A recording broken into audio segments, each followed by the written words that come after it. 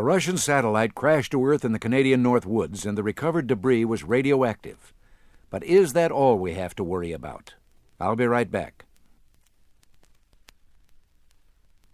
When an Earth-orbiting Soviet satellite re-entered the Earth's atmosphere, disintegrating and scattering wreckage across the frozen Northland of Canada, the White House expressed concern when it developed that the wreckage was giving off radioactive rays, but relief that the orbital path was over sparsely populated country.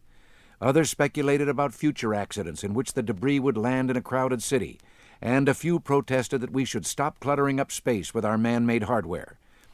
Without writing off the legitimacy of worrying about radioactivity from whatever source, may I suggest we have a far greater worry. After all, what was the purpose of the space vehicle that crashed to Earth? In what way was it serving its masters in the Kremlin? The answers to those questions give us far more to worry about than radioactivity from a repeat failure. The New York Times carried the answers in a recent story. Cosmos 954 was a naval reconnaissance satellite carrying a powerful radar able to scan the world oceans to locate naval vessels of the United States and our allies. Information about location and number of ships could be radioed to Soviet ground controllers. We've been pretty smug about our apparently superior sophistication in space technology, but this piece of hardware shows a very high level of sophistication on the part of the Russians.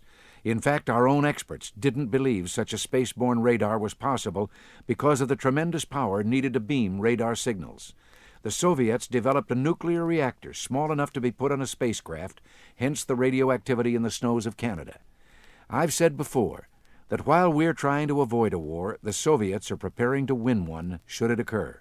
It's only been a short time since we learned that they have been developing hunter-killer satellites. The former head of Air Force Intelligence until his retirement, Lieutenant General George Keegan, has described our strategist as startled 2 years ago when the Soviets launched a new version of their killer which could home in and destroy a target in space during a single Earth orbit.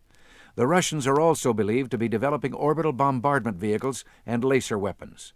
Our military leaders fear the destruction of our communication satellites could leave the Pentagon unable to communicate with ships, planes, submarines, missile silos, even ground forces.